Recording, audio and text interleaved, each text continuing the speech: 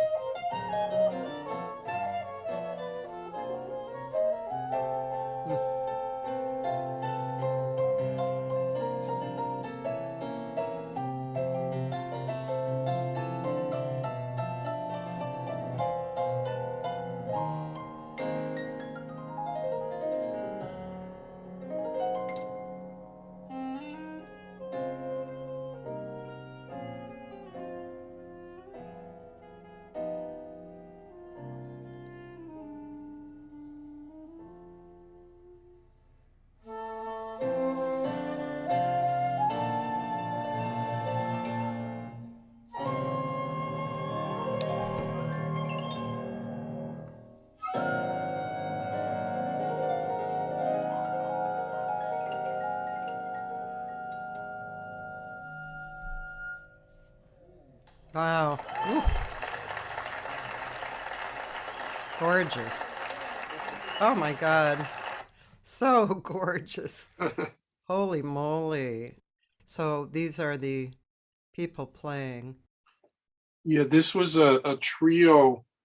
Well, it's a bit of a story. Leia Freire, the flute player, who I met the very first day I was ever in Brazil in 2000, and we became friends over time. She's an amazing composer, flute player, and piano player. That was her composition. Mm. She, when she was a teenager, she went to a music school in Sao Paulo. It was founded by this piano player, Hamilton Godoy. Hamilton Oh, Godoy is a major figure in Brazilian music. wow. He started a group called the Zimbo Trio, but he also founded that school where Leia was a student, many, many years ago. Yeah. And at one point, Leia wanted to have a solo piano record of her compositions, but she didn't have trust enough in her piano playing at that time. I don't know why. And she asked Hamilton, "Would you record a CD of my compositions?" He said, "Of course, I'd be honored." And he did a beautiful CD. And then he started to tour the CD. He said, "Well, it's your music. You've got to do the tour with me." So they made a duo, playing music from both of them. And I've known Leia since 2000, and I met Milton much later, but they asked me to join them on a few gigs, which was a tremendous honor, you can imagine. Yeah. And so they said, "Well, we're going to make a trio with you." I said, I hear and obey. And Leia came up with the name of the San Sal Trio, San Francisco, which is near where I live, and Sao Paulo, where they live. So we became the San Sal Trio. We recorded a CD. We toured in Brazil. We toured up and down the west coast of the States. And that particular video was from a televised concert that we did in Sao Paulo. It's probably, I think, 2019, just a few months before COVID entered the scene. It's totally gorgeous. By the way, ladies and gentlemen, I'm sorry. I didn't just jumped into talking to you without introducing you, but this is Harvey Wineapple. And Harvey reached out to me because he saw an interview that I did with Jovino Santos, and who is a friend of his and cohort. And I'm honored, very honored. You're obviously a gorgeous, gorgeous player, and wow, incredibly experienced, and have you have quite the history. It's very. I'm honored to have you on the show. Oh, the honor's all mine. It's very kind of you, and I admire your series, your dedication to doing these interviews every day. It's like, wow. So I'm very pleased to be in such good company. Thank you very much, Well, Cathy. thank you, and um, yeah, we're really lucky. I'm going to post a few flyers, and we'll talk about it from time to time. But Harvey, I'm in Los Angeles, and Harvey is coming through Los Angeles to do several gigs, and that's really exciting. He's going to do one at Kulak's, which is, the series that I've been stirring up in North Hollywood, and wow, it's going to be great. I know all those players, and it's going to be just so beautiful, beautiful. Yeah, I'm very pleased. Well, first of all, I haven't, except for a couple of gigs in Southern California with the San Sal Trio that I mentioned. I haven't played in Los Angeles area for many, many years. I used to come down every year. I would stay with friends that live in South Pasadena, a really good trumpet player, Dave Scott, and a drummer, David Hawker. Dave Hawker, I know, yeah. Yeah, and Dave Scott has moved to New York since then, but we used to get together every year, and we would put together as many gigs as we could. We played every time I came down. We played at the LACMA, the Friday concert that they have at the LACMA. The Was guy, that was the old days, right? When it was kind of in the middle of the museum, it was outside. outdoors. It was Yeah, outdoors. but it was surrounded by buildings. I believe so. It's been, like I say, it's been a long time. Yeah, that was a really nice spot for the music. They Yes, it was. since moved it out in more towards the front, and Ah, totally, it's like a real different feel. But that was gorgeous, and a man named Doran Stalvey was, Lawrence Stalvey, he was so nice to me. I believe he used to be a saxophone player too, so yeah. he had a soft spot for. But he was very kind to me, and every time I told him I'm coming down, that would be kind of an anchor gig for us. And then we would play different places. We played Jack's in Glendale, and we played, yeah. You played Jack's in Glendale? Wow. Dave Scott wrote a song that we used to play. It's called "How Do You Get to Jack's," and we used to play that. And we played various Oh, concerts, and gosh. we would just hang out. They were beautiful cats, and I really liked South Pasadena. I didn't, and I still don't know my way around Los Angeles area very well. But where else we played? Steamers. We played Steamers. A Oh, lot my of goodness. places. But it's many. It's a Funny. few decades ago. Let me put it that way.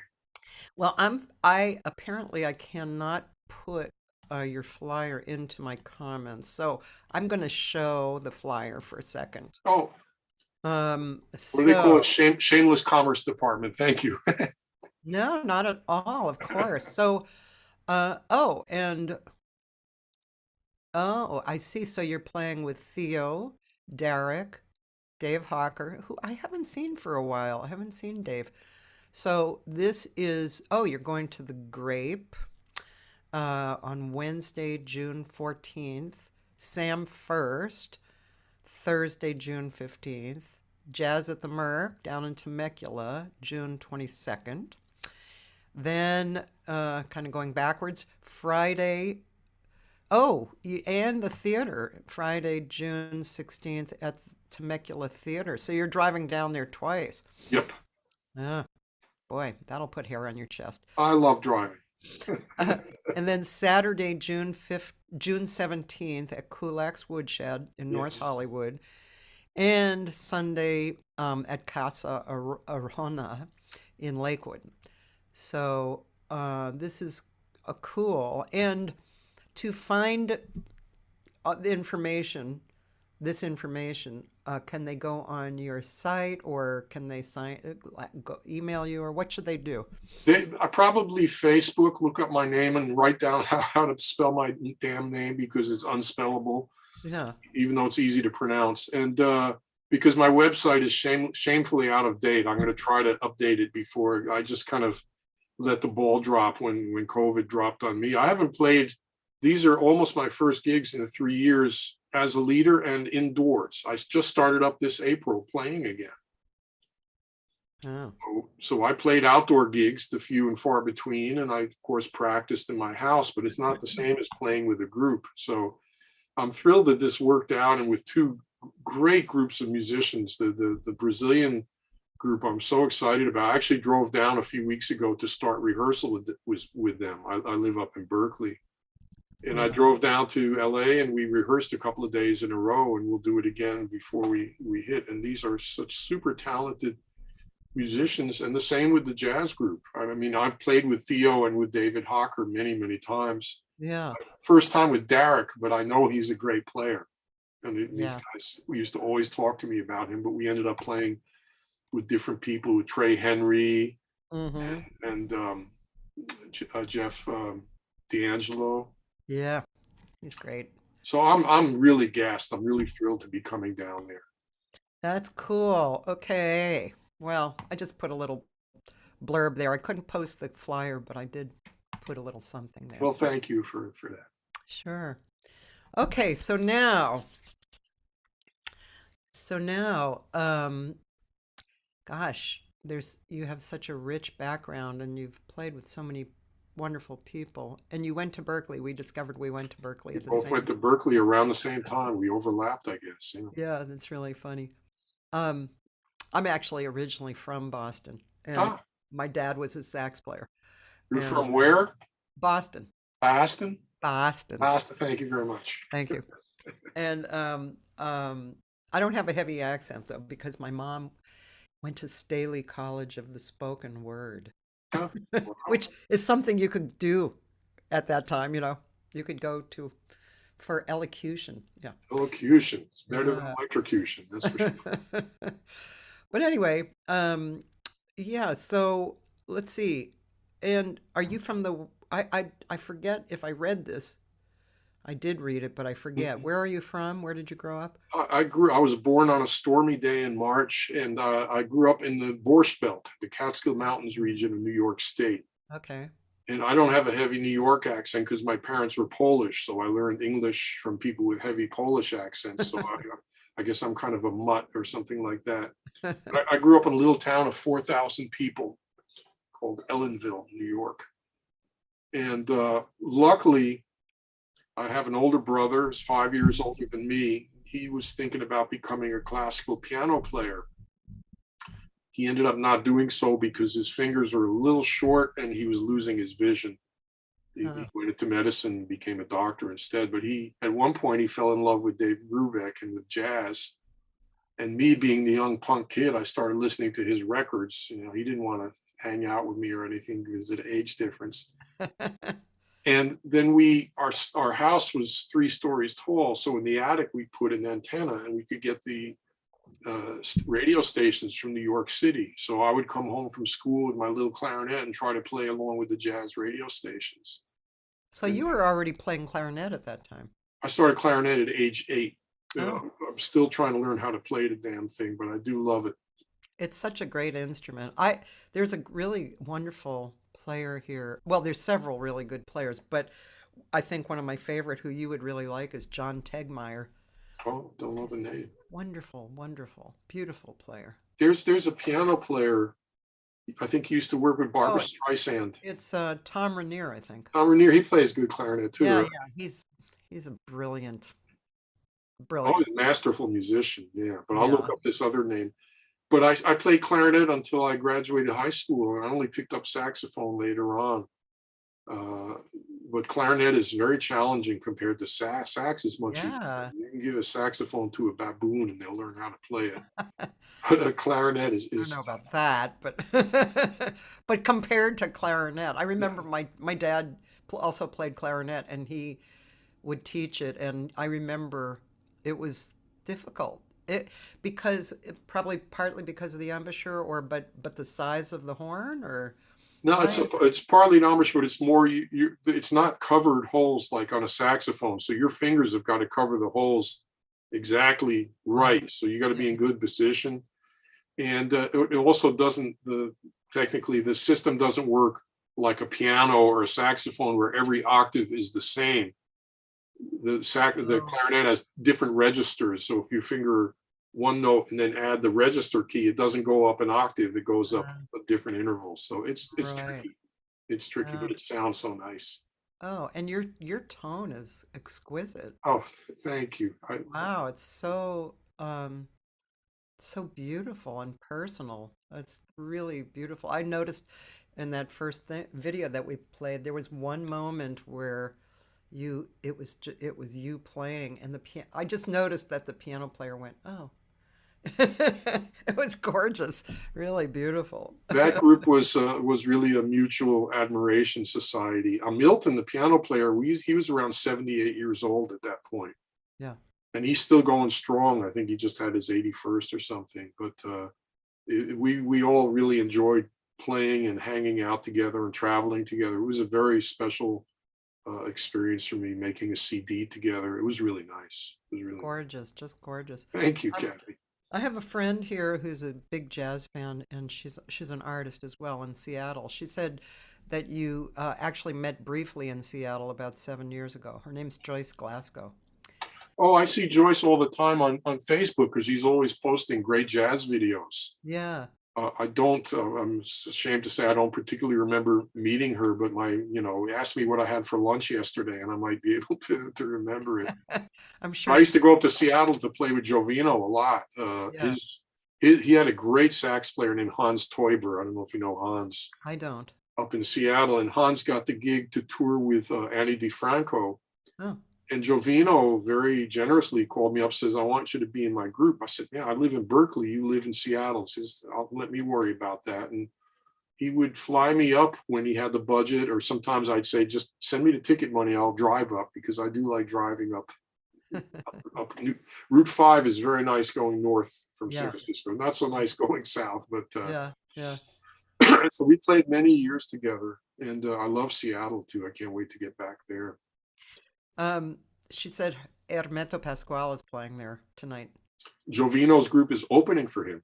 Oh, yeah. Well, Jovino played with him, right? Oh, for 15 years, yeah. Yeah, I remember that conversation. We were, yeah, they hung when he was doing the gig, they hung out every day and they played every day. That was part of the gig. 5 days a week they Practice. rehearsed, whether they had a tour or a concert or anything, they rehearsed 5 days a week. And Hermeto is such continuous until to this day. He's such a prolific composer Yeah. that these guys had to really hustle to keep up with, because he'd be upstairs writing, they'd be down in the rehearsal room, and he'd just like drop some stuff down the stairs for them, you know. An amazing figure. He'll be here in Berkeley too, and also in Santa Cruz. I don't think I can make either concert. I know he's coming to LA and I'll be gone. Yeah. I I sat saw in with him once, which was really fun. Really? Down in Brazil. He was playing like kind of a country fair of all things. And one of the guys invited me and said that I had met people in his group. He said, bring your horn. So I brought my horn and I sat in with the group and I played a tune. And then I got off the stage and he came back looking for me later. And he's kind of almost blind. He has very bad eyesight. So he's looking for me. He's mimicking playing a saxophone. And he says, Kade Arvori, which means where is Arvori? Because he couldn't pronounce Harvey. Oh. And Arvori is Portuguese for tree. So that became my Brazilian nickname. A lot of my friends call me Arvori. Interesting. Yeah. Baptized. I did a summer camp in Argentina with I had a vocal group at the time, and so we were there. It was like a 2-week trip, and he was one of the clinicians as well. So I got to see him up close and hang, and yeah, it was pretty mind-blowing to see him. One of a kind, one in a million. Definitely one in a million. Yeah. Beautiful man, could make music out of a toothpick. It was incredible. No, absolutely. He's made music out of pigs, out of cups of water. He does crazy stuff. Yeah, it's in a way, if you think about Miles Davis, of all the people that passed through Miles Davis's groups and then went on to have their amazing careers too. Same with Hermeto, except a lot of the musicians stayed with him for years and years, but they're all just such deep musicians, having gone through that school of his, school in quotation marks. Yeah. Joyce said you guys met at Jovino's silent movie music gig at the Paramount, and Milton was with you too. Yeah, Jovino scored a silent movie, a really bizarre movie starring Lon Chaney Jr. about a carnival guy that pretended he had no arms, but he really had arms, and he had a special shirt made. We watched a little bit of that. That was man. But I happened to be in Seattle. I think I was playing with Milton and Leah, and we went to that event. And yeah, Joyce was there. That's right. Hi, Joyce. Thank you for posting all that stuff that you post. It's fantastic. Well, let's see. I mean, I hate doing laundry lists. I like just talking about stuff as it comes up. So, but let me see. I know. Well, let us definitely talk about what started you towards Brazilian music. That's what started me was I had heard a few things, and I thought this is great. But after Boston, I moved to Europe for a period of 4 or 5 years, and then I moved back to the States, and I lived in New York City. And an old friend of mine from Boston, Billy Drews, maybe you knew Billy, great sax player. Yeah. He called me up, said, Harvey, there's this Brazilian group and I can't do it. They're looking for a sax player. I said, oh yeah, give him my number, because I had just, got off the boat, so to speak, and I needed to work. And I ended up being in this group that played every Sunday at a club that was named after a club in Rio. It was called JazzMania, or in Portuguese, Jazzmania. And that was, I forget what street it was on. We played every Sunday night there. And it was a 4 or 5 horn group led by a fellow named Thiago de Mello, who was a kind of a composer, poet, percussionist, singer. And there were some great musicians. Claudio Roditi played trumpet in it. Hmm. Duca da Fonseca, a great Brazilian drummer. So this was my exposure. Marcos Silva, also from Rio, was the piano player. Yeah. And one day I asked Marcos, because after a while we were playing the same music over and over, and I liked it, but I wanted to. So I asked Marcos to make me a tape.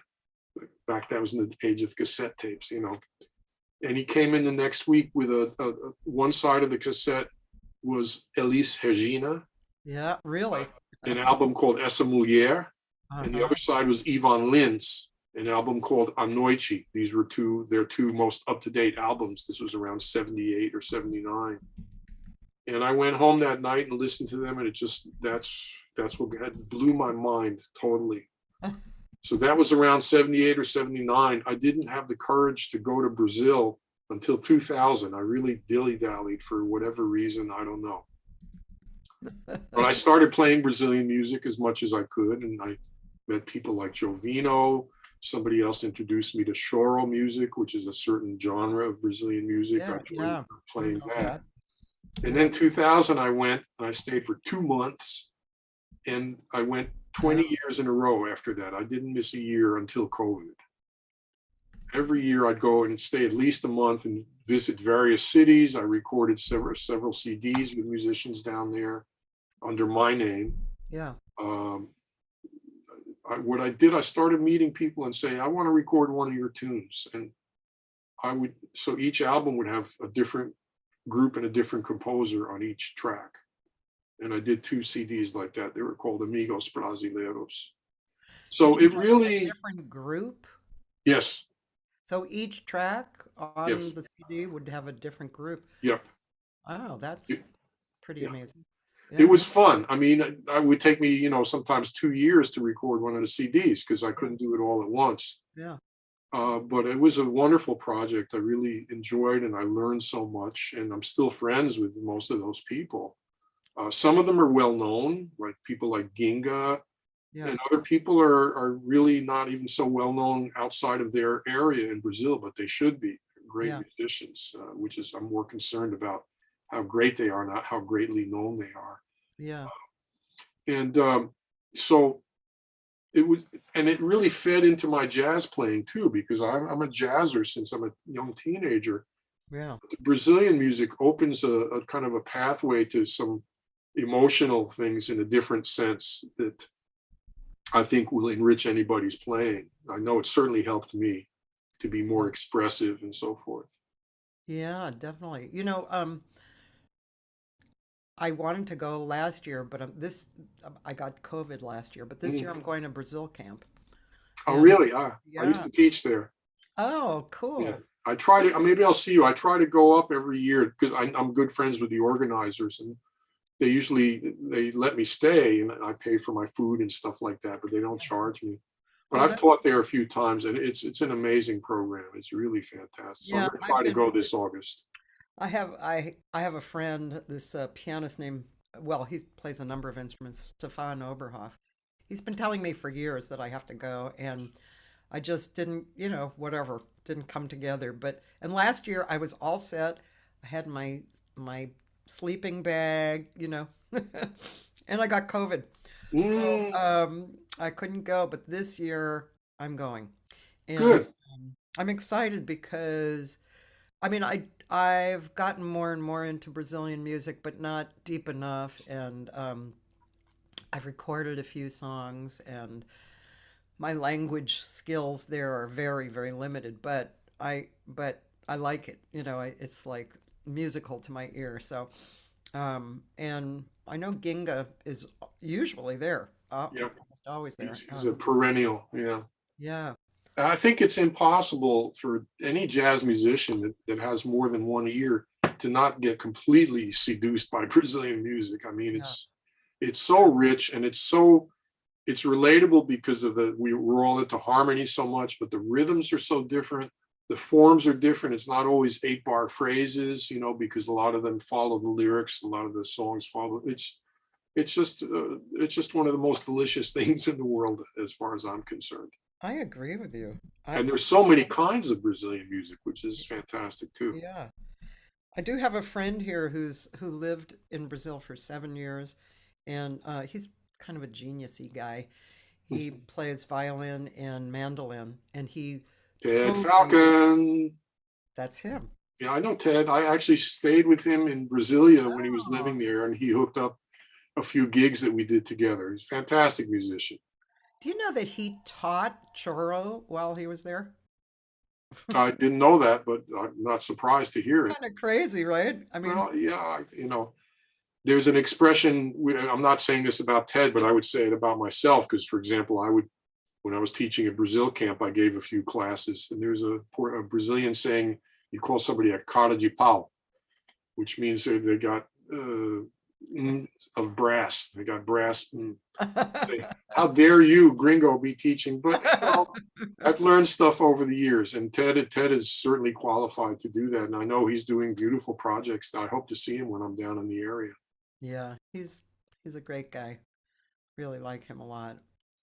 Um, yeah, while I was at that camp with Hermeto, Hmm. I was playing with Astor Piazzolla's trio. Oh boy, They were there, and that was an introduction to me too. I had never really gotten into Astor Piazzolla, which whole other world too. That's all. It's so rich down there. Yeah. yeah, really amazing. It's amazing. Really beautiful. Very exciting. Um, yeah, when I just get so excited when I really eh, okay, sorry. I'm going to be a little stumbly in my words, but Okay. because I'm too excited. So I get really excited about uh I guess different arms that the creation of the music reaches out to, humanistic type of things, social kind of things. Hmm. I won't go too deeply into that because I can go Go. down the rabbit hole, but I just get super excited about, it's such a turn on that, um, this is to me, this is religion. It brings you closer to God. It's something that when you realize what it is, it's this direct connection, and that's what expands out because it's like sun rays, to the world. Um, I I think it's you're just right. I agree. I'm sorry to interrupt you, but I think that music can be, if people are open to it, a very healing and, like you say, unifying thing. It's just like laughter too. If you make somebody laugh, as long as it's not a mean-spirited joke, they're not going to be angry about anything while they're laughing. They're just going to be enjoying their life. If you're playing beautiful music, sometimes even us as musicians could be up there suffering, say, "Oh man, I sound like crap right now," which bad move. Don't judge yourself. But sometimes you just say, "Oh, I'm not getting," and then somebody will come up to you and say, "Oh, that was so moving. It was so great." yeah. That, and I learned something once from a guy. I had a gig. I was visiting back east many years ago, and I got a gig at the Deer Head Inn, that famous place in Yeah, Pennsylvania. yeah. And I didn't have a car and I didn't want to rent a car. I took a bus out to the bass player's house in New Jersey, and he drove us there. I said, "Well, how you doing?" He said, "Oh man, I had dental surgery, man." I said, "Are you able to play?" He said, "Oh yeah, because playing heals me." Hmm. And I had never thought about that. I thought, well, maybe it helps some people in the audience, but it helps us. I mean, I know we Yeah. have fun, but it Oh, yeah. can really heal you too. You can get stuff out of your system, good stuff and bad stuff. And music is amazing. I'm so lucky that I got involved in it. So Yeah. grateful. Yeah, me too. Um, yep, and I have people saying they agree. Okay. I have a friend here. He's a guitarist and he goes to UNT. Um, he's he's yeah, I'm sure he does. He's guessing Danny Green and Chico Pinero. Um, and I've played with both. I've played with Danny up here and also down in Southern Cal. Fantastic composer, and Chico is great too. Those are two yeah, top level. yeah. And he'd like to know, in your own time of internalizing Brazilian music, What subgenres did you find to be the most captivating to you, and how has that influenced your creative process? What's his name? Taylor. Taylor, hi. Well, I've got quite involved in choro music, which is for those, and we're going to play a lot of that with that group that you flashed the flyer. We're playing a lot of choro. It's a genre of music that kind of happened around the same time, and for some of the same reasons that ragtime happened in America. Oh. So it's a mixing of European forms. So ragtime has a pretty a pretty common form called a rondo form. It goes to the first part, second part, back to the first part, then to a trio, or like a Sousa march or something. Yeah. Choro is the same, but of course they don't sound exactly alike. And it's beautiful music, and that happened around the late 1800s, and it's still going strong now. As you mentioned, Ted, for example, Ted Falcon, I play in the Berkeley Choro Ensemble up here, Berkeley, California, not Berkeley, Boston. Yeah. And so I got into choro, but I would say Brazilian. The first thing that got me was Elis Regina and Ivan Lins, and that's called MPB, Música Popular Brasileira, popular Brazilian music. And some of it is very deep, as those two artists certainly are. Yeah. So I got into that, and I got into Brazilian jazz and people like Hermeto, like Egberto Gismonti, of course, stuff that Jovino was doing. So all kinds of, there's so many traditions there. The music from the northeast of Brazil, which is a very different rhythmic atmosphere. I got into that. And it kind of all feeds into the same reservoir, I would say. Yeah. Yeah. I hope that's not too vague an answer. No. And Taylor tends to ask some deep questions. Well, beautiful. Let's see. Can we hear something else? Sure. You want to play? Let's see. How about Compensation? All right. This is a tune by Kenny Werner. You remember Kenny Werner? Of course. Great piano player. He was one of my heroes in Boston. When I went to Berkeley, I was very inexperienced, and I was hanging out with people like Kenny and Victor Brazil and Billy Drews, and I was like, wow, better learn this stuff quick. And this is a tune by Kenny called Compensation. Okay, let me look. I'm looking for it. Here we go. Hold on. And that was on April 1st of this year. It's the first gig I had done in 3 years, indoors and under my own name. It was quite a night for me. Oh. And you'll see I'm wearing a mask because I'm immunocompromised. So when I play in a small, unventilated place, I wear a mask that has a little opening that you can put the sax mouthpiece through. Oh my gosh. That's me.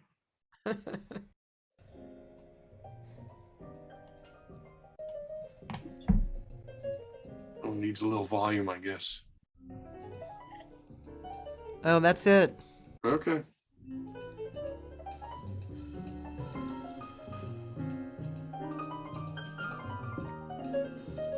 This was at a little bookstore in San Francisco that has live concerts.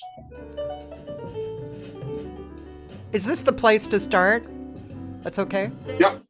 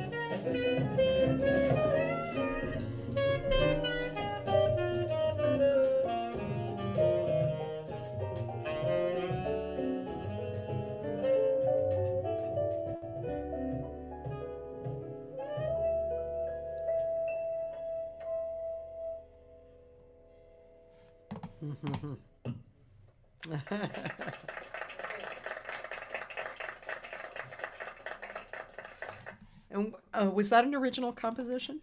Oh, that's by Kenny Werner. Oh, that was by Kenny Werner. Sorry. Yes, and that's one. I wish it was mine, but it's original to Kenny. And that's what sometimes I put on my publicity stuff. I say that I, among other things, I play tunes that we think should be standards, and this is, I would include that in the group. I could ease somebody should, maybe you can do it, put some words to it. But even without words, it's just such a inviting form, Yeah. you know, and it's so different from the all the great Tin Pan Alley stuff, the Great American Songbook. I love that, and I could play that all night. And I occasionally I do, but usually I like to present material that's a little less known, but still, how would I put it, accessible without being shallow. You know, Yeah. that's what I'm looking for in material. Yeah, that's a good way to put it. Mhm. And what is the title of that? Compensation, Oh, something that every jazz musician yearns for. Just the word compensation is the title. I added the rest. I never asked Kenny what he was thinking of when he titled that. I'm sure he was thinking of that. Probably, yeah. So, Knowing how he thinks. yeah. But yeah, he's a wonderful guy. Have you read his second book?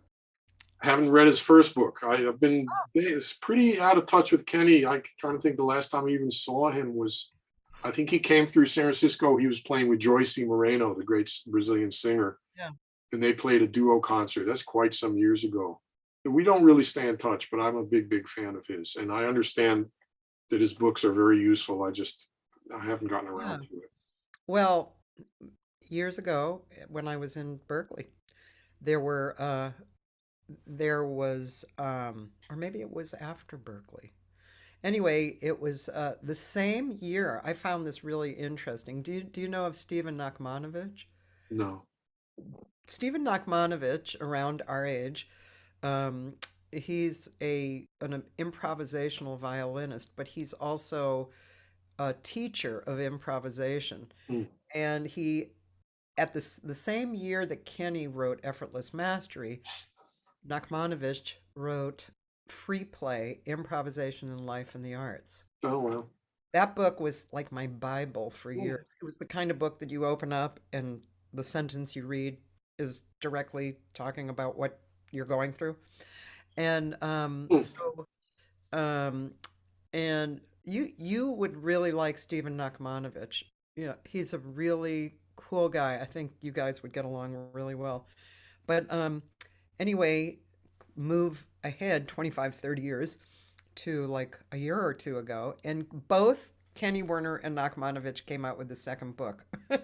Oh, well. Which I thought, wow, this is really interesting. They're traveling on the same wavelengths. But anyway, Kenny's second book is really great. I forget the title. Let's see. I forget the title. But anyway, it's a wonderful book. I'm sure. Thank you for reminding me about his projects and also this new name to me. I'll definitely look him up. Yeah, yeah. Let's see. Taylor has a few other questions, which Right. it's great because I can just pick and choose his questions. He'd like to know your top three favorite Brazilian records. Hey, man. That's a, Taylor, look, that's like somebody asking me which horn do you prefer? Which I don't have children, but if if I had three children, I would prefer all of them, I'm sure. So it's hard to say, Taylor, it really is. And I'm not trying to duck your question. It's just same. I remember once I did a radio interview somewhere when I was on tour, and some students that drove me there asked me afterwards, who do you like more, is John Coltrane or Sonny Rollins? And it's like, yeah. The sorry. answer is yeah. Yeah, there, Taylor, that's it. I like all the good ones. Okay. Okay, here's a an easier question. And actually it's something that I think I'm curious. Uh, When you teach Brazilian music to students or those that are not as familiar with the subject, what are some of the key components that you find to be the most effective in teaching? I one of the best classes that I think that I've given, and I haven't done that much teaching of Brazilian music, is what I called a listening class. I did this up at Brazil Camp a couple of years in a row, Yeah. back when I was teaching there, and that got a lot of response from people. And each day was, excuse me, each day was a different unit.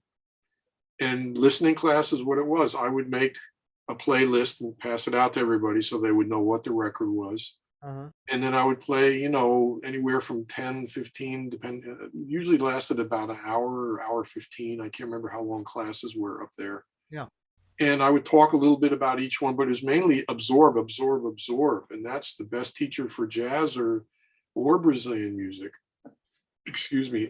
I do always recommend people to study harmony if they don't play a harmony instrument. So if you play sax, learn piano or guitar. Piano's probably simpler to begin with. If you can't afford a piano, get a cheesy little keyboard and practice harmony. But knowing harmony is really vital. And also get a couple of hand percussion instruments. You know, get yourself a little tambourine or something like that, and learn how to play it. Play along with records so you get inside the groove of the tune. Can you show us a groove? No, I'm ashamed to do it right now because I haven't been practicing my tambourine. But it's kind of like, it's a little bit like everybody's heard of clave in Cuban, Afro-Cuban music, or clave is like da, da, da, da, da, da. Yes. Brazil sort of has a looser clave, but it's more a mixing of upbeats and downbeats. Like,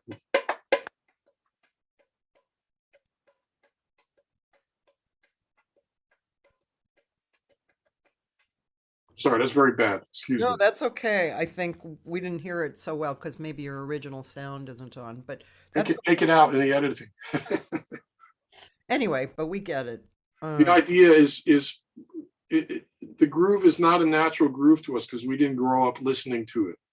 And there's a lot of grooves. What I was playing is just something that from bossa nova or samba. There's a lot of different rhythms in Brazil. Yeah. And in Brazil, music, my finding is that it's more integrated in people's lives. Uh-huh. Whereas here we kind of draw a circle around it, boundary around it. Yeah. It's like, now I'm going to study music, and now I'm going to do the rest of my life. I was playing something that from bossa nova or samba. I'm There's sorry. a lot of Hold different on. rhythms in Brazil. I'm sorry. My Who sound. is that masked man? I know, really sorry. Thanks, Joyce, for showing us that. Yeah. Go ahead. Uh, so I think music is very integrated in people's lives in Brazil and Cuba and places like that. Uh-huh. It's not so much here. So in here, if you start studying Brazilian music and you're 20 years old, well, you're like 18 years behind most Brazilians. Yeah. It's not a bad thing. It's always great to have something new to learn in your life, but you have to really take a deep dive. Yeah. And somebody, for example, like Ted Falcon, we mentioned, Rumi, the flute player that I'm going to play with on those 3 Brazilian gigs down in LA next month. She's from Japan. Yeah. She fell in love with Brazilian music, came over here, and she plays wonderfully. Oh, rehearsal was a joy. I knew her from many years ago, but we hadn't really been in touch or played since then. And she just sounds fantastic playing that music. The other two musicians in the group, besides Rumi and me, are from Brazil. The guitar player, Nando Duarte, Yeah. this guy, he's a 7-string guitar player and he's improvising those bass runs on the 7th string with his thumb. And he's so good at it. And Clarice Cass, the percussionist, these are two experts, so it makes it much easier for Rumi and I to fit in as the two gringos, so it's going to be an international party. Yeah, that's amazing. Once again, I'll mention that, and I'll just go and kind of cut and paste one more time as we're doing this, that Harvey is coming, and it's actually with two different groups, right? Yes, I got 3 jazz gigs and 3 Brazilian gigs. Right. We will play a couple of Brazilian tunes with the jazz group, but just a couple. That's so on the jazz group, are you playing mostly sax or? Only sax, alto and tenor sax on those gigs. Uh-huh. On the Brazilian gigs, for these particular ones, I'm going to play clarinet and a little bit of soprano sax. Okay. Yeah. Um, yeah. Um, so I'm curious, these days, well, you mentioned that you're immune compromised. So did that that must have, I mean, amongst all the other life, you know, situations during the pandemic, that must have really screwed around with your life. It did for a long while. I don't live with my girlfriend, but we spent a lot of time together. But for a long time, I would, even in her house, I would be masked, except when I was in her son's bedroom. Her son lives down in LA now, and it took a while to even get past that stage. And then finally, after about 2 years, we were going stir crazy. We made a little trip together, and she got COVID, unfortunately. Oh, Luckily, it wasn't a really bad case, and there doesn't seem to be any long lasting. This was almost a year ago, or half a year ago. But I didn't get it because I'm so immunocompromised that they filled me with all different kinds of things. I got some stuff that they didn't give to other people, which maybe that helped me through it, or maybe I just got lucky. I don't know. But yeah. I still, everybody's saying, the government has said, well, it's over, it's over. It's not over. And I still don't want to get it. I'm not afraid of getting sick for a week or two, although I would hate to miss these gigs coming up because I'm not working much now. But I don't want to get long COVID. That's what I'm mostly worried about. I Yeah. know a couple of friends of mine, a couple of musician friends of mine that have long COVID. And man, they're suffering. They can't do anything. Well, one guy is doing his best, and he actually produced a concert that I played last month in Oregon, which was great. The other guy, a piano player up in Portland, he couldn't even come to my gig. He wanted to come by and say hi. He just has no endurance.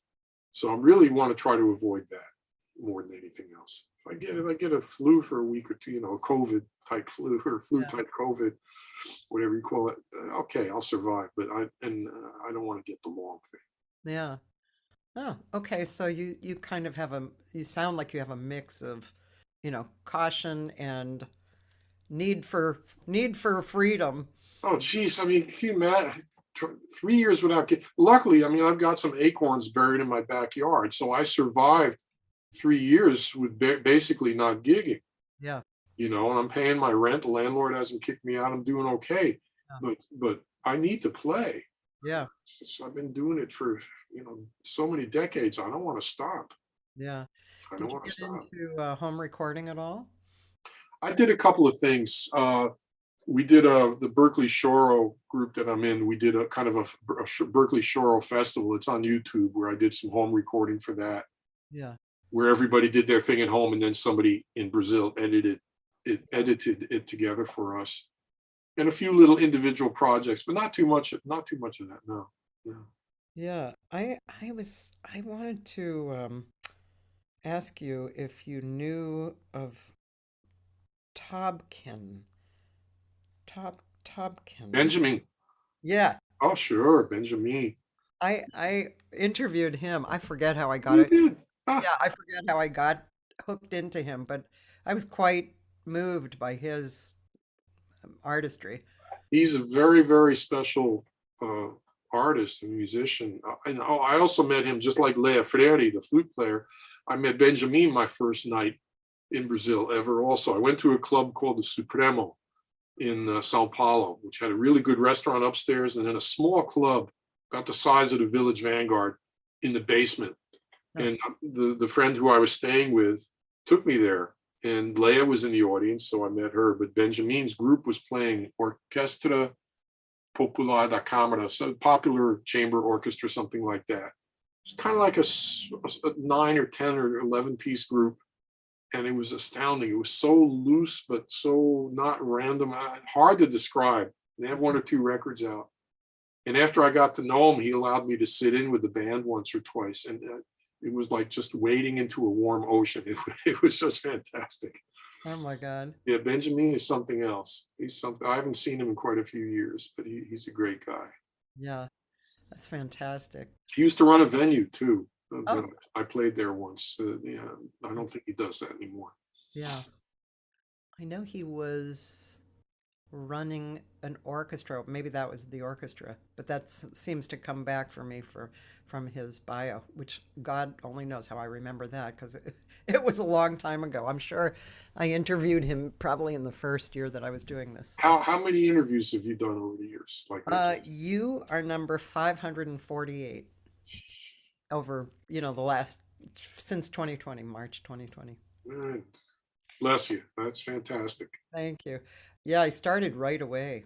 Like, 'cause Mhm. I've kind of freaked out that I wasn't doing anything, you know. So, You did something constructive about it instead of just complaining about it like me. So good for you. well, I really want to get a lot more into Brazilian music. And yeah, I'm at this moment in time, actually, I'm slowing down live interviews and putting up mostly archives so that Mhm. I can finish a few recording projects Oh, and good. just get more into creative stuff, like, getting into Brazilian music. And Brazil Camp is going to give you a shot in your arm, pardon the expression. And I also, for people that are listening that might not have heard of it, it's called California Brazil Camp. So if you go on the internet, talk to Mr. Google or Miss Google, I don't know who he or she is, and say California Brazil Camp, and they have the list of the faculty, they have photos, they have a lot of information about it. It's really great, and I felt bad to miss it for the last couple of years. When I first started going up, when I was not teaching, I would just sleep in my car. They have a little parking lot, and I started getting too old for that. So then I found a place, 10-minute drive away where I could stay. yeah, But it's very, very inspiring. You're out in the middle of the redwoods. Most of the classes are in open air, and there's dance, there's music from the Northeast, there's samba, there's choro, there's samba drum groups, all kinds of stuff there. And after the first year, because the first year the food was, then they hired their own caterer, or whatever you want to call it, and the food has been great ever since then. It's not only Brazilian food; it's just kind of different every day, and it's very, yeah, very good. And you need it. You get hungry. You get hungry there. yeah, yeah. You're gonna love it. Are you going for 2 weeks or one? Just one, Uh, the first week. okay, I'll try to meet you up there. Okay. My girlfriend is coming too, so we're gonna share a Tent. tent, yeah, or Great. cabin tent, whatever. Let's go hear something again. Okay, want to go back to Brazil? Yeah. Do you see there's one called Da Bahia ao Ceará? Yes. So this is with the Berkeley Shore Ensemble, but our regular guitar player was in Brazil. So Nando came up from Los Angeles. So this is actually half of the group that you're going to hear, that people will hear when I'm down in Los Angeles next month. Being Cool. Nando and myself. The flute player is Jane Lenoir. She's the founder of the group. And the percussionist, the excellent American percussionist here, Brian Rice. And that's the Berkeley Shore Ensemble. Great. Okay. And oops, let me share the screen. Hold on one second. And this is a choral, by the way. Okay, great. Here we go. There we are.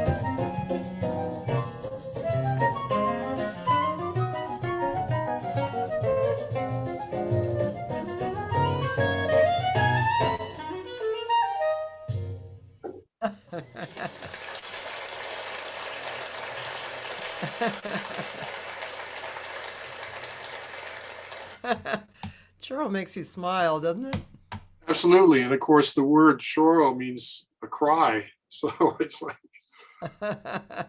that's Brazil. It's like, some of those songs that you listen to, and you don't understand the lyrics, it sounds so beautiful. And it's about somebody suffering so badly.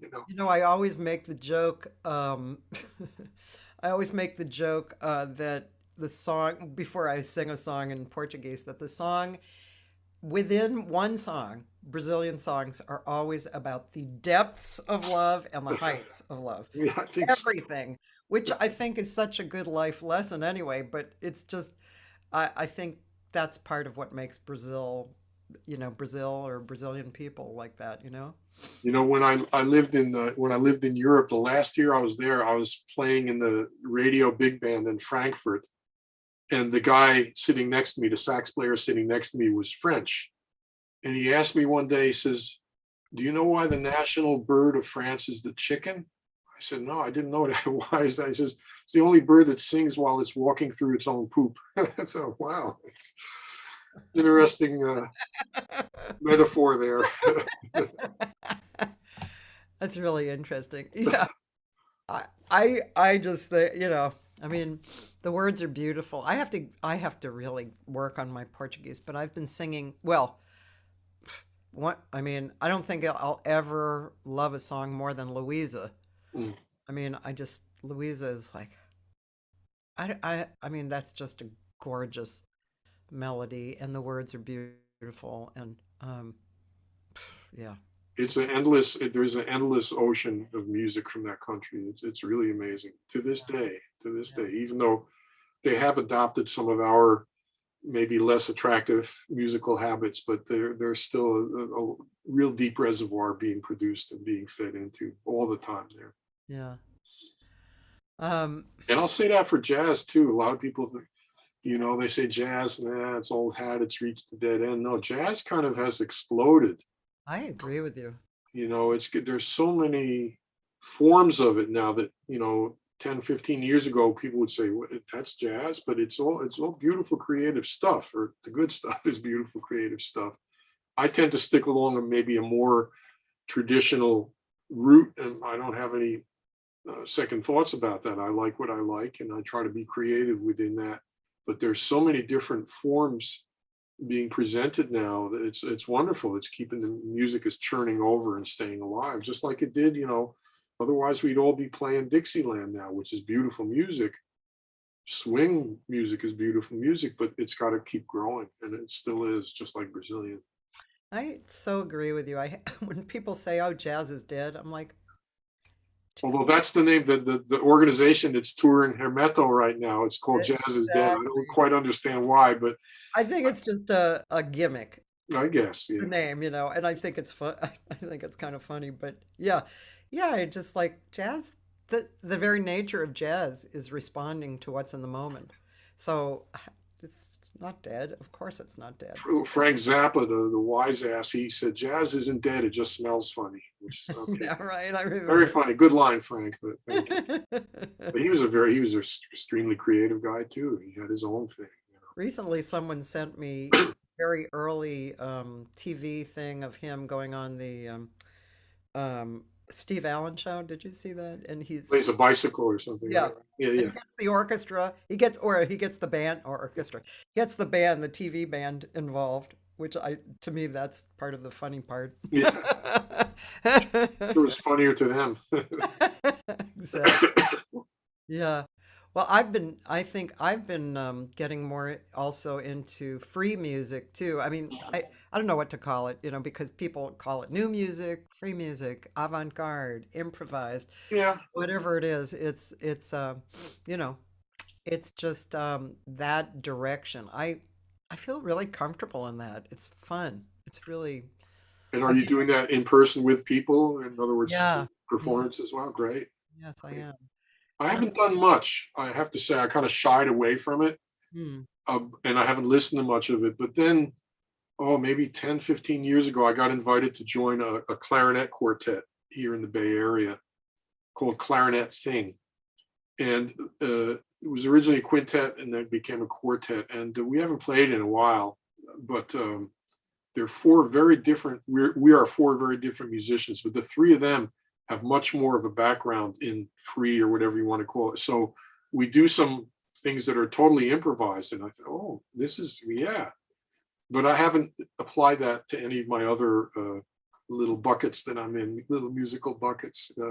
yeah. These guys are a little more universal than I am, I guess. They put it all together, and it's a fun group. So I look forward to them. Yeah, and also it's kind of the it's kind of again, it's like if people are comfortable and they've been playing it, Mm. then there's more of an avenue, that's real solid to get into. That's what I find, like the people who have been doing it, and so yeah, but it's kind of like what I said earlier about listening to Brazilian music. It really connects you to that space that's very magical and aesthetic. And yeah, that's another reason why I've tried to instigate a night every month of free music with Vinnie Golia, because I Hmm. want people to come, and I haven't been successful in bringing the huge audiences that I've wanted. I just thought it was a no-brainer that people would just stop by. Are Cheap. you doing that at Kulak's also, or? Yeah, Yeah. yeah, yeah. So, but anyway, Gloria is here. Hi, Gloria. She's saying she's looking forward to listening to your quartet Oh, there. thank you. Come to both quartets. They're both quartets. Well, it's Gloria Horona. Oh, that one. Hey, Gloria. Hola. We will see her twice, Gloria and Javier. Yeah. So, let's see. Okay, here's a tailored question. That's good. Whenever you're learning a new piece of music in a specific Brazilian style, do you break it down to go about memorizing it or learning it? I'm not sure what you mean by breaking down, Taylor, but when I memorize anything, I just try to practice it even away from my horn too. I try to just internalize it here, so I hear it in my inner ear. Excuse me. So that's kind of more what I do. Obviously, if there's something that's a little challenging technically, I might break it down in that sense, or spend a little time on a certain passage, take a bebop melody or a fast Brazilian frevo or something like that, which I don't play much. But I just try. I like memorizing stuff. I'm not as good at it as I would like to be. Yeah, But I think I play freer when my eyes are not yeah, yeah. locked on a bunch of dots on a piece of paper. Did Uh, you send me a ballad in that list? yes, ballad. Yes, kind of a ballad. It's a Jimmy Rolls tune that's he originally wrote as a ballad, and then Wayne Shorter recorded it as kind of a medium slow waltz. It's called 502 Drinking and Driving Blues. And I think that's the closest thing to a ballad that I've sent you. It's a beautiful tune. That's it. I'm sorry this is soft, but this is the video itself is soft. Yeah.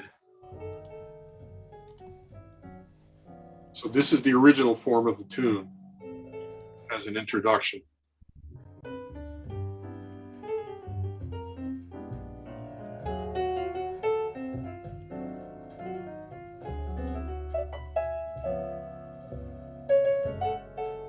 I love this piano player. Adam Schulman, he's fantastic. The band's great, but Adam's really nice.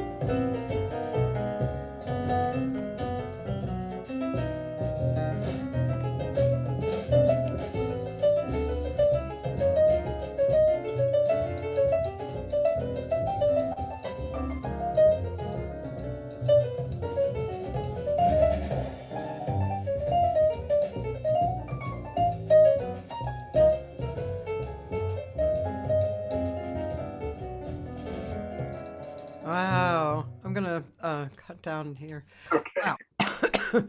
That's an incredible tune. It's a beautiful tune, yeah. And I love what Wayne did with it, but it took me a while to search and find the original version of it, which is what we used as Oh. an introduction, and that's beautiful too. Whole, Oh. whole other story. Yeah. Sorry, I'm trying just getting my stuff back together. Yeah, that's wow. That head is really an really interesting. That second and sixth chord, right?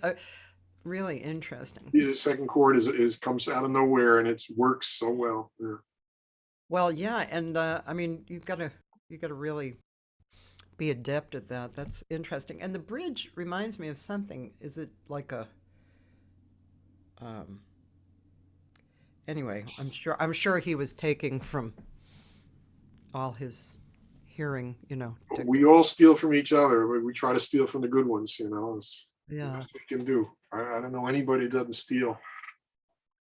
Joyce, the group that's at Kulak's is the Choro group, right? Yeah, it's mostly choro. I call it's a Brazilian group. I'd say 2/3 of our repertoire is going to be choro that I've arranged, over the years.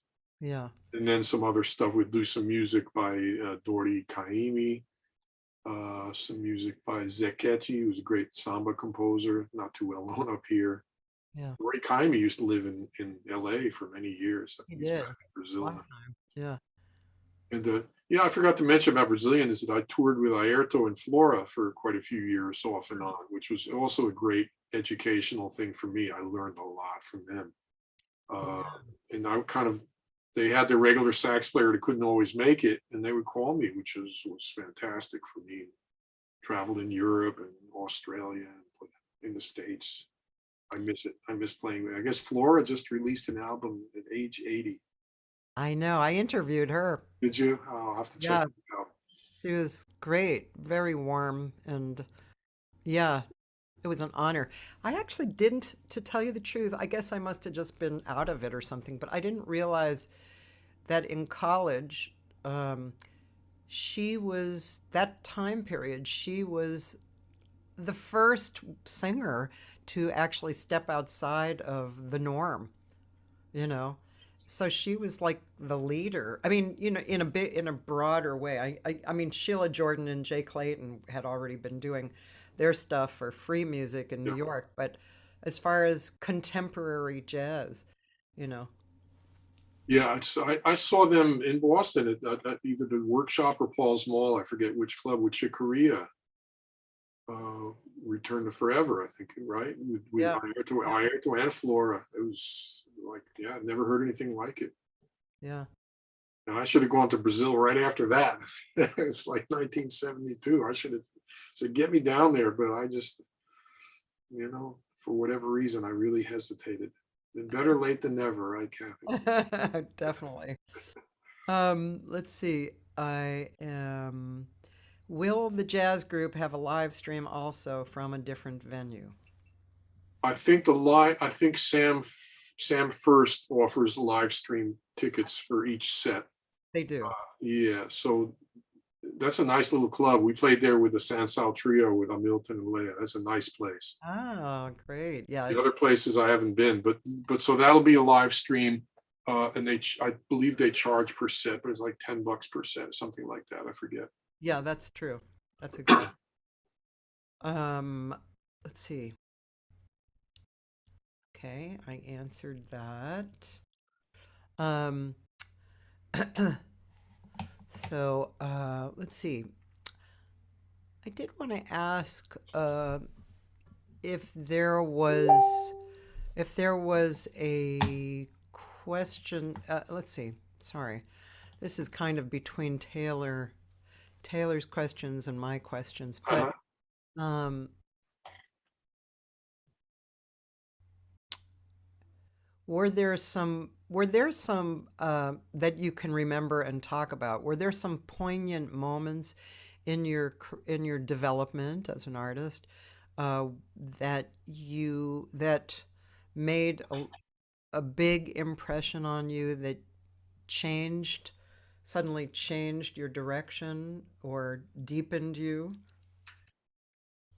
Well, deep, I'm not qualified to answer, so I'll leave that to anybody else. But as far as change of direction, I remember one very, very specifically, because when I first started listening, as I think I mentioned earlier, I listened to my brother's LPs, and I was listening to Dave Brubeck, which is basically what he had.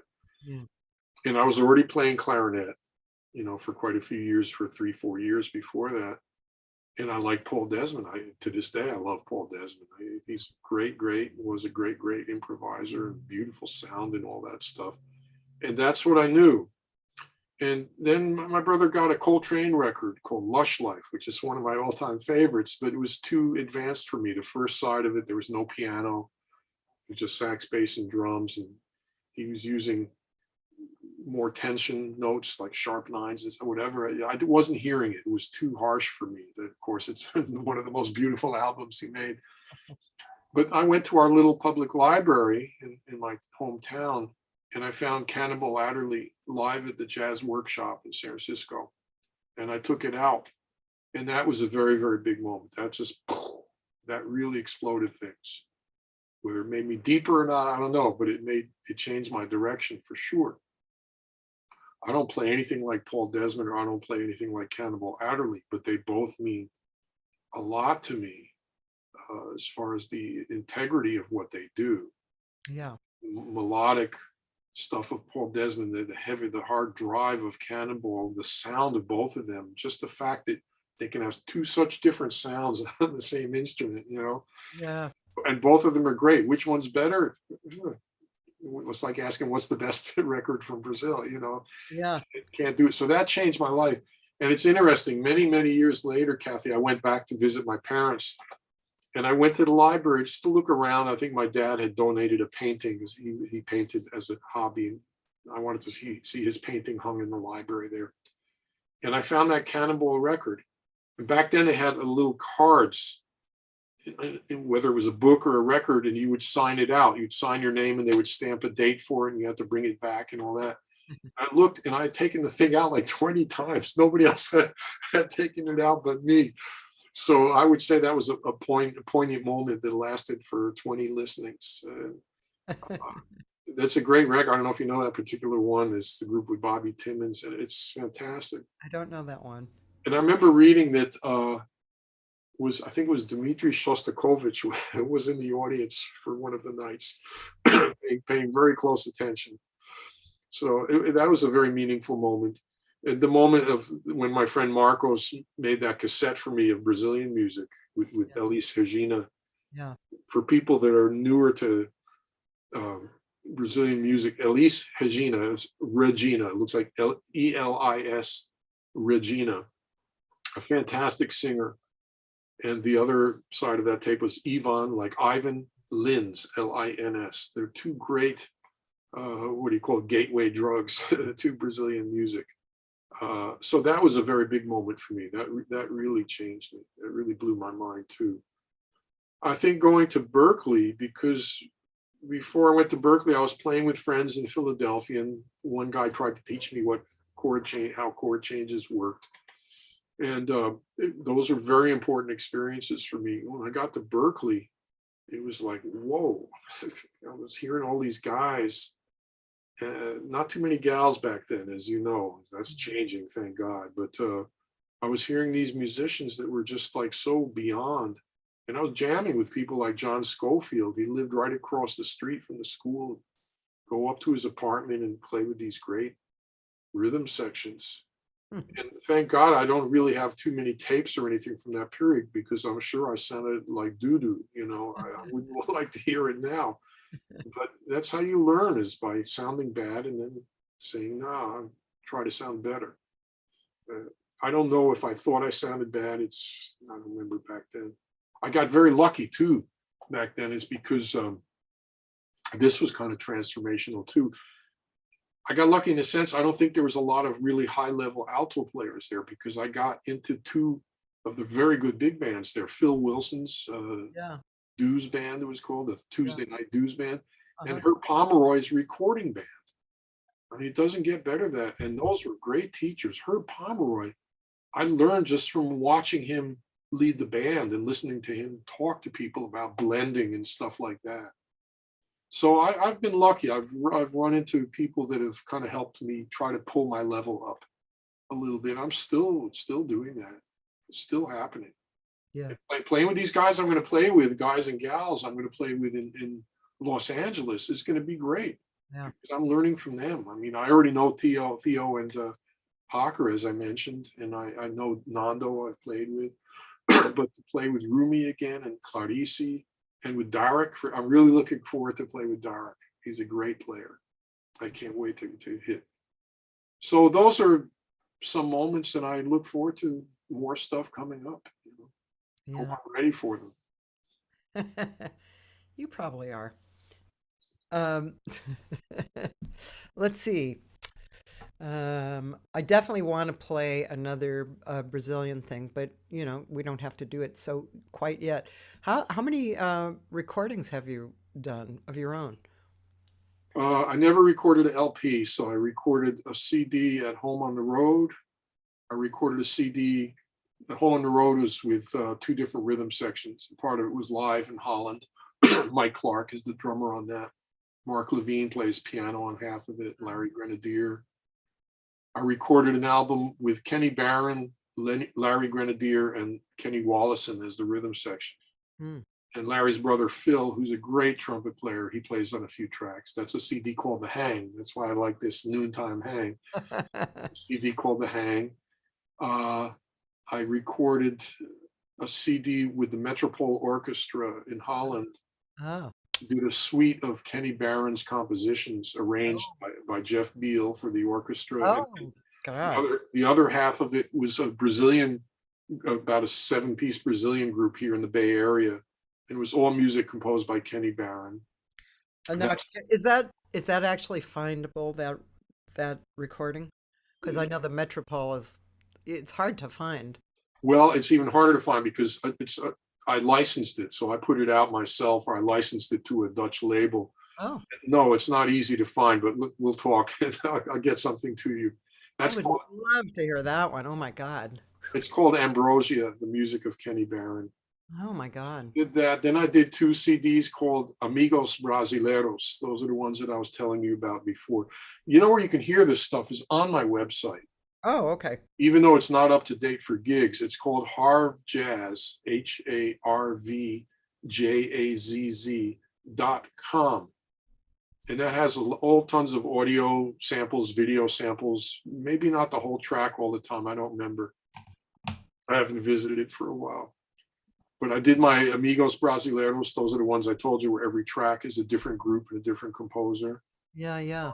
Did a duo CD with Paolo Bellinati, who's a virtuoso guitar player in Sao Paulo. That was called New Choros of Brazil. Oh.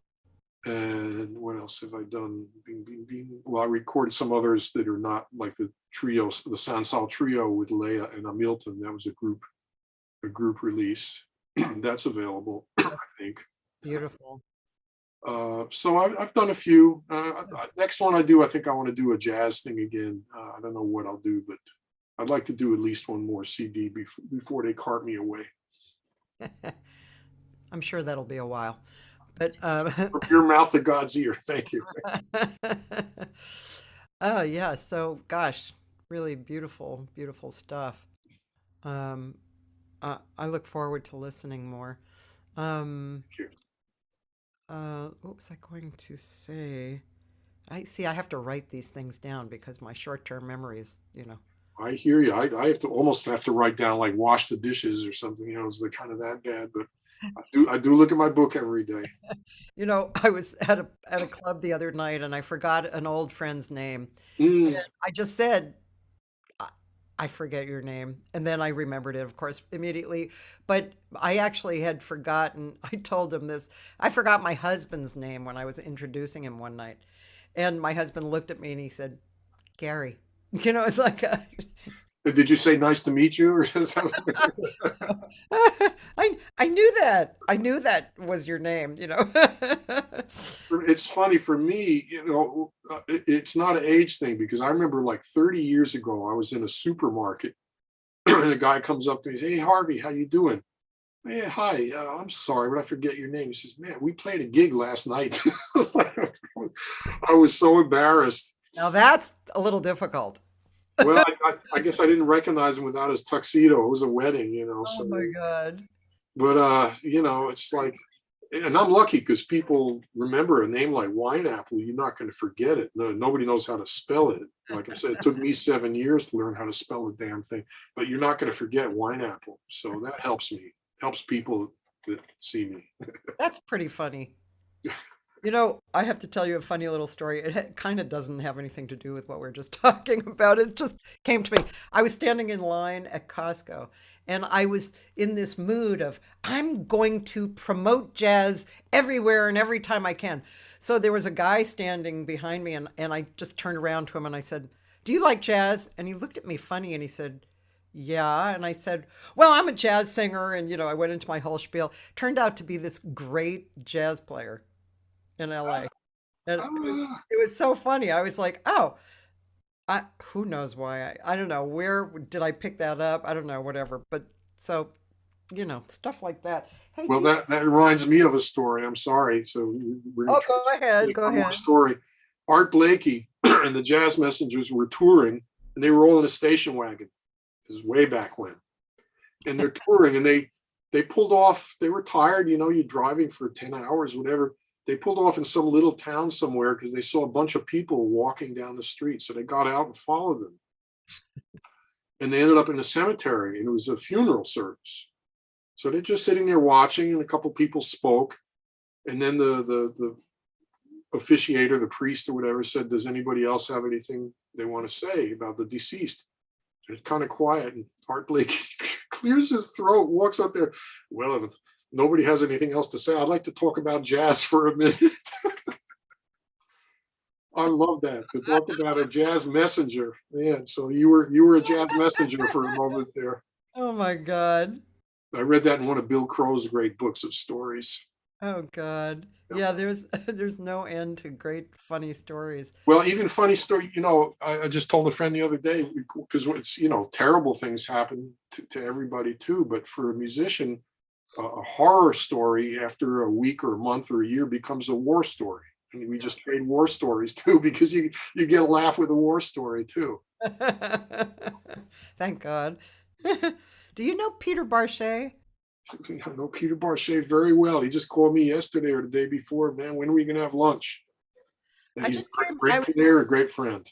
I was cleaning up my room and I found this Arts for More. Did he ever continue on that? He's been working on that for a long time. It sounds like a great cause, and every time I ask him about it, he seems to be making progress. He's very optimistic, and I think he's very persistent in doing something good, and he's paid a lot of dues for it. But I don't know if it's come to complete, excuse me, complete fruition yet or not. I know he was talking recently with Lovano. I think Lovano's going to get involved, which is always a big help. Yeah, yeah. I think he has people donating tracks to raise money, and I have to talk to him again when we have lunch in the upcoming days. But yeah, Pete, I'll tell him you asked. Yeah, and I have this piece of paper out, so I'll remember hopefully to call Mhm. him and just yeah, we were talking about it. I don't know, must have been a long time ago, 2 years ago or something. Yeah, I was just curious because I figured you probably did know him. Oh, we've played a lot together. Not recently, but there was a while I had a trio with Peter and a very good drummer, and we just played the Monterey Jazz Festival, played a lot of local gigs here. Cool, Great bass player. Excuse me. cool. You mentioned the Deerhead Inn too. I played there last year. Mm, What a fun. And I also visited Judy and Joe mm, at their home, which mm. was really cool, man. They Yes, have it a is. nice pad. But yeah, so the Deerhead was wonderful. Boy, what a cool club. It was great. And I remember I called Phil Woods because I was playing with Phil's drummer. Mike Steffens or no? No, way back. I'll remember. What's his name? And I said, "Man, I want to call Phil and get a clarinet lesson because Phil Woods is a great clarinet player." Yeah. So I called Phil Woods. I said, "Hi, my name is Harvey, and I'm playing with," and he gave me your number. Yeah, how you doing? I said, yeah, I'm here. I'm playing the Deerhead. I'm staying overnight. I would love to take a clarinet lesson. He said, oh, thanks, baby. He called me baby, and I felt like I'd been anointed or something. He said, I'm not giving lessons right now, but it was just great to have a brief thing with Phil Williams. I also, here's a funny, talk about a funny story. I called Thelonious Monk once when I was a kid and just getting into jazz. And my dad's office was in our house, was in the first floor of our house. And my parents they went away one weekend somewhere, and I just went down to the office. I'm looking around at books and stuff, and I found the Manhattan phone book. So I said, oh, and I said, I'm going to call Miles Davis to say hi. So I looked up Davis Miles. I didn't see it. So what other name do I remember? Thelonious Monk, because it's an easy name to remember. It's so weird. So I looked it up. There was a number. Oh, God. So I dialed. This is back when phones had dials. And I called Thelonious Monk. Phone gets picked up, and I hear, hello. And I got scared. I hung up. I mean, I must have been like 10, 11 years old or something. What am I going to say to Thelonious Monk? Hi, Monk. It was like ridiculous. But I can say I heard Thelonious Monk talk to me. What else do you want to know? That's pretty cute. Let's see. Okay, so the choro stuff. Let's see, one more. Let's squeeze one in. Okay, do the very last one. I think is called Feira de Mangaio. Yep. It's not a choro. Oh, it's different. Music from the northeast of Brazil. We're going to play some stuff like that. okay. And this again was with the group when Nando came up to play with our group, with the Berkeley Choro group. So you get to hear Nando some more. And there's a beautiful Pandero solo here from Brian Rice, which will have some beautiful Pandero solos from Clarice when I'm in LA. Okay.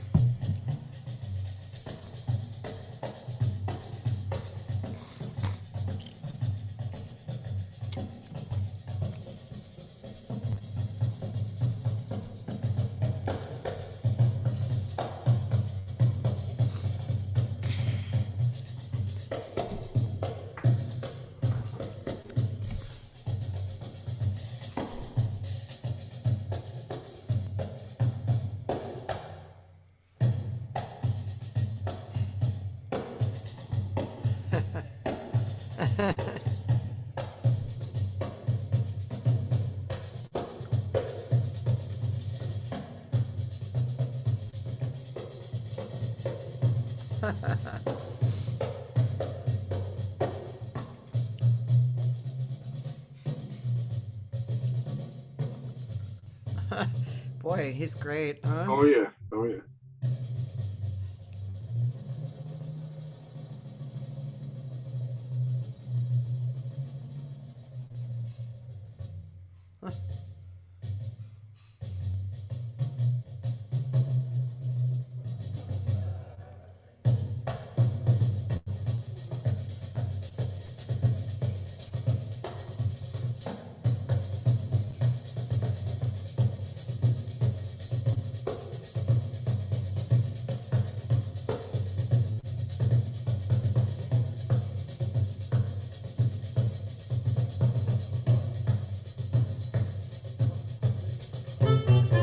Wow. Woo.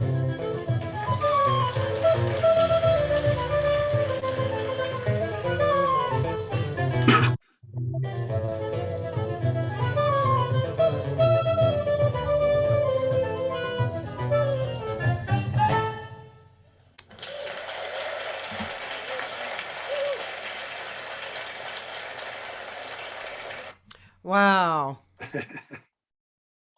It seems like such a hard instrument to play. Oh, I can imagine mastering that. It's wow. Yeah.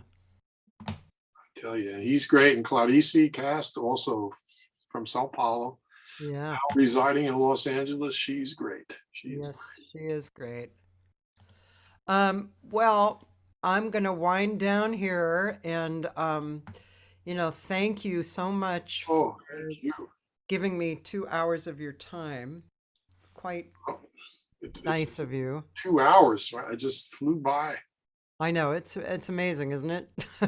Oh, it was lovely talking with you. Am I going to see you at Kulak's or one of the gigs? Or Absolutely, yes.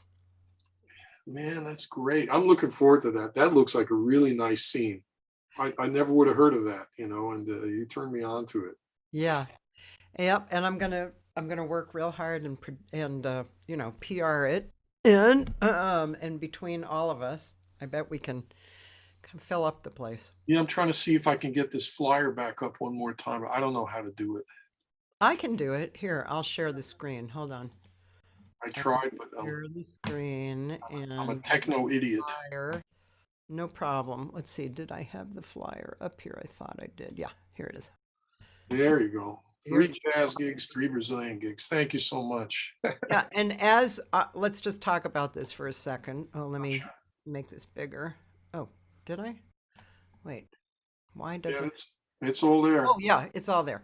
So up here at the top, this is the jazz group. So the Grape, which if you guys haven't been to the Grape, No. it's a pretty, um, you know, steady, good place. They just moved in the last few years, and the new Grape is even better. So it's in Ventura, Wednesday, June 14th, 7 to 10. Then June 15th, they're Sam First, right? Sam First down near the airport, which is Yep. a really beautiful room. That's great. And I'm just going to, I mean, they're doing June 22nd in Temecula, which is Sherry Williams' series, Jazz at the Merc. And then, but boy, this is a really cool tour, man. 14, 15, 16, 17, 18, and the 22nd. Yeah. So Friday the 16th, they'll also be at Temecula, but in the theater, right? I think they're both in the theater. They just have the series has 2 different names: Jazz at the Jazz at the Merc, Yeah, and then Brazilian Latin at the Merc. because Jazz at the Merc standardly is in a room that's separate from the theater, that's Ah, okay. right in front of the theater or next to it, which is much smaller. It's a small room. Hmm. Anyway, she might be doing that. But let's see. And then Saturday, June 17th, the group's going to be at Kulak's right here. And then Sunday, it's going to be at Casa Arjona. That's how I say it, right? Arjona in Lakewood. And that's been a great series that's gone on for years as well. Yeah, I'm excited about most of the places. All of the places are new for me except for Sam First, and I'm happy that they're kind of spread out. Even though it means more driving, it means there's more chances for people to pick a location that works for them, and think we're not competing with ourselves, 2 blocks from each other or something. That's actually very impressive. I got lucky. You helped. You helped Well, with I think it's Kulaks. pretty great. Yeah. So you're not really in competition. The rooms aren't in competition. They're Yeah. like in very specific areas. They're spread out. So I think that's great. I can't wait. It's going to be really fun.